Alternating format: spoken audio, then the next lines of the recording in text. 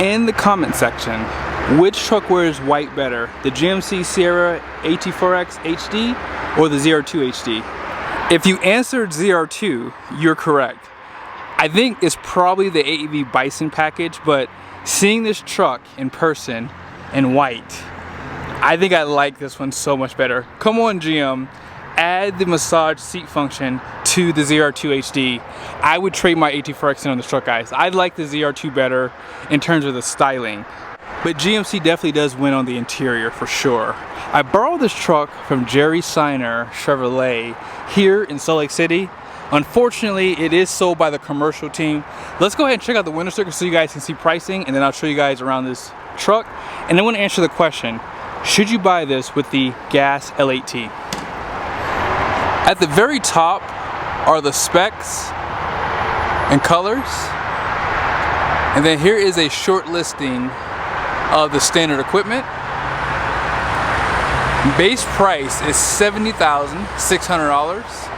And then here are all the options. So the Duramax ZR2 Bison Edition. And this truck does have the power retractable running boards, technology package, sunroof, dark essentials, which I strongly recommend, Gooseneck fifth wheel prep package, and then the Hitch kit. High idle is the last one on here with destination at $1995 and a total price of $97,905. Fun fact, if you get a Chevy ZR2 HD, you can get the dark essentials. If you get a GMC AT4X HD, they do not allow you to black out the emblems from the factory. Now, after you get your truck, if you go into the accessories, they do have all the black badges, so you have to do it yourself, which kind of sucks, but nevertheless, I love the look of this truck in white with these steel bumpers. It doesn't get any better than this, especially when you have this gloss black grille. I think it just really does go together well, especially with the wheels being gloss black and this trim around your hood scoop being gloss black too. They don't have a flow-through tie like the half-tons, but you have that red accent right there, active grille shutters, and they give you the steel recovery hooks right here. They relocate your engine block heater up front, and then you have some of that AEV badging, LED fog lights, headlights, turn signals, all that good stuff. This truck truly does wear the off-road look the best. I don't think Ram can compete with this, and Ram has always been the best. And yeah, I think that Chevy took it from them. This truck looks so stinking good. And it don't stop there. They still give you this ridiculous suspension. So you have the Multimatic DSSV. And then you guys can see your control arms finished in steel. And then your steer knuckles in steel. They do redesign your upper and lower control arms for the extra 1.5 inch lift that this truck has, not including the tire lift. Sway bars right there. Still using the waxed coating on the frame. And then you guys see the wheel well liners finished in a fabric material. But yeah, this suspension is definitely nice. You guys can kind of see your stamped skid plate up front right there. Pretty big. And I'll show you guys the other ones in a second here. Let's check out the tires. So here are the Goodyear Wrangler Territory MTs. Tire size is right here, 305, 70, 18. And this is a pretty hard size to find too. I was looking at Nitto tire, just kind of getting an idea on pricing. And they don't have a 305/70, they have a 325/65. So yeah, if you want to go a little bit wider, but as far as the height goes, it's actually a little bit shorter than the 305/70.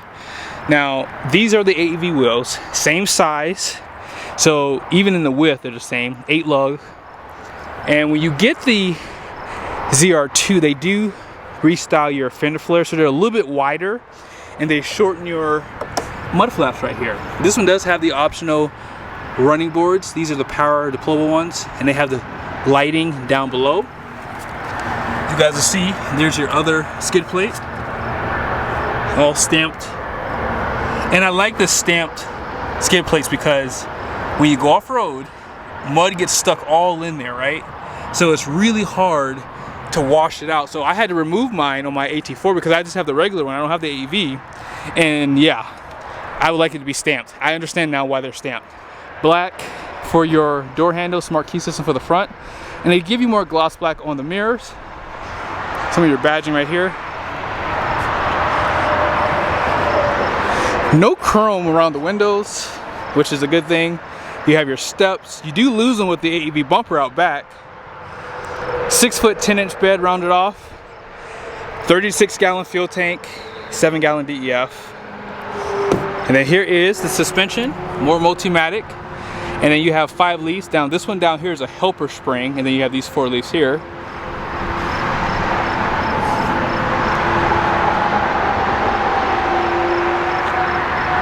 And I like the rear bumpers too. They have the recovery hooks there, and they have a spot for light pods if you want to add those too. Class 4 hitch, full-size spare tire with matching wheel, 342 rear end. Now that's gonna have an 11.5-inch ring gear, by the way. And then you have the multi-flex tailgate. And you guys see the blackout here, which comes with the AEV. This tailgate does come with the AEV edition too, by the way. Bed lights, you have your 4 and 7 pin. You have your cameras above. They do stamp ZR2 right there. 400 watts of power in the bed. Let's talk about this gas engine. Most dealerships are going to option these trucks with the diesel. And here's why. The cost. When you're spending $80,000 to $90,000, what's another $10,000? Think about that. So at 97 grand, if you didn't get the diesel, you'd be just under 90 grand. So for some people, it doesn't make sense to skip the diesel. Now, I think the other issue is this. Most people don't know just how well built the L8T is, and for 2024 they added the 10-speed Allison transmission, so you have deeper gears, first, second, and third compared to the outgoing 6-speed, and that truck will still have a 373 rear end. Also, if you don't remember, the crankshaft is forged steel and the camshaft is billet steel. They're using a cast aluminum cylinder head, and the block material is going to be a cast iron. So again, a pretty overbuilt engine, because this engine as well has a cast iron block too. Because I owned an L8T and 10-speed Allison, I do understand the power loss. So when you go higher up in elevation, you're going to lose about 3% of your horsepower, right? We know that. With forced induction engines like this one, you don't really feel that power loss as much as you do on the L8T, because the L8T only has 401 horsepower. And so I think that GM really needs to bring their A game and up the power in that engine. It's already overbuilt, so why not just add another 50 horsepower, if not a little bit more, and I would say maybe another 20 pound-feet of torque. They don't need much, but I would say just do enough to compete with the Ford's 7.3 liter. And I would add, this engine only being direct injection is a big flaw too. Most people like myself would prefer port injection. I've been looking more at that because I actually was at a dealer. I did not have a chance to get you guys any footage, but I had a guy have an engine apart and he showed me the intake valves on an engine, and I was shocked. I couldn't believe just how much buildup was on that intake side with the valves. At, I think it's 40 to 50,000 miles, somewhere in there, 40 to 50,000 miles, because the truck was already taken apart, so we couldn't look at the odometer. But again, 40, 50,000 miles, and there was a good amount of buildup on the intake valve. So personally, I think that they should 100% add port injection, because most of the competitors are doing that. The biggest advantage to skipping the diesel is obviously weight too. So if you do plan on going off-road, I took my AT4X off-road and it was a chore. It's just too heavy of a truck. So you lose that weight and you gain payload too. So having a fifth wheel prep package with a diesel may not make a lot of sense, because I'll show you guys the payload here and I'll explain that in a second. But let's check out the interior, because listen, an off-road truck should still be comfortable, right? Now this is the gray stone interior. You have this lime green stitching. Love the accents to the interior. They did a great job. Power windows, door locks, and power tow mode and power folding. By the way, you have blind spot monitoring. Bose sound system, 9-speaker, and then check out some of the badging here. Now for the AEV edition, you only get this and that, nothing else. Great bolstering on the sides of the seats. Love that they give that to you, because if you're going off-road, you're gonna go on some pretty good inclines. You're gonna have a lot of pitch. So it's just good to have that extra support on the seats. You have your drive modes, full drive system, lighting, heads-up display, electronic parking brake, and stepping in is really easy. I don't really notice a difference stepping in, how tall this truck is. When you're driving this and then you go back and drive a regular Silverado, it's definitely taller for sure. But push button start, you have dual climate control, heated and ventilated seats, heated steering wheel, it's right here. And you have this gauge, and then you can actually customize this to look a little different. 13.4-inch display here. This is the largest one in the segment currently. And actually I forgot, I haven't disabled that buck with the shift thing, so I have to put the seatbelt on for a second.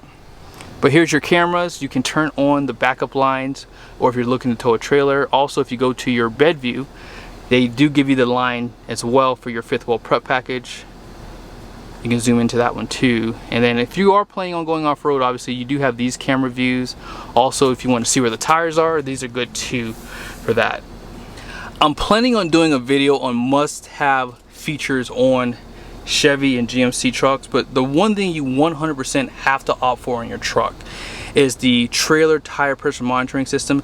Even if you don't have a trailer, just have it, and that way if you go to sell your truck in the future, it's just a good added bonus. Because those tire pressure monitoring valves are like $100. I think they're $100. And when you set it up with your trailer, it shows you the tire pressure and the tire temperature. Super nice, and you can put it in this split screen here. This can be customized if you want things switched around. Sometimes I will take things like this Play Store, I put it on this menu. I'll probably put my settings on the first menu just so I can have more of the things I want here. You can take things out of here. You can put your cameras on this side if you like it, or you can just switch it out however you want. You have your exhaust brake, lane keep alert, parking sensors. You can power, or not power, you can drop the tailgate, but you can't fold it back up. And then you have caution lights, traction control. You can drop all the windows down inside the truck. See that? So if someone farts in the truck, that's the emergency button for that. Right there, you guys see you have a electronic locker. Downhill assist is here. USBs, wireless charger, more USBs. That's a type C, type A to the right, and then 120 volt plug. Yeah, this truck is super nice. I think that GM has done a great job. HomeLink LED lighting up here, and I love the design on this interior. This is really a nice one. If they had the massagers on this truck, I would probably skip my AT4X. I just think so. I think at this price point with the AEV edition, because I don't need payload anymore, so it is nice to be able to have a truck like this and still have the bumpers and have decent payload compared to my truck. Because with the AEV edition and fifth wheel prep package, you're like at 2,500 pound payload with the GMC AT4X. Down below, you guys will see this truck has 1,890 pounds of capacity for a bed camper. Okay. Out back, 60/40 bench, seat back pockets, outboard heated seats, USBs, air vents, and a little bit of storage below. You can drop these down for more visibility, more storage on both sides of the seats, armrest, and more storage on that side. As far as the numbers on the door go, gross axle weight rating up front is 5,600 pounds. The rear is 6,600 pounds. 11,350 gross vehicle weight rating, and the wheels are 18/9 wide, which are nice. You want to go wider on the tires, and payload is 2,640 pounds. Now, that's about what my truck is without the AEV edition. So yeah, you lose about 150, 200 pounds of payload with this AEV edition because the bumpers are heavier. You get these bigger skid plates down below, and that's about it. I think nothing else is going to really affect it, but I hope you guys liked the video. Oh yeah, by the way, I forgot, the Gooseneck and fifth wheel prep package is reduced on the AEV edition trucks, so just keep that in mind. But again, I don't need payload anymore, so I wouldn't mind going to a AEV edition, whether it be the AT4X or the ZR2. But I think that with white, with these bumpers, it's absolute fire.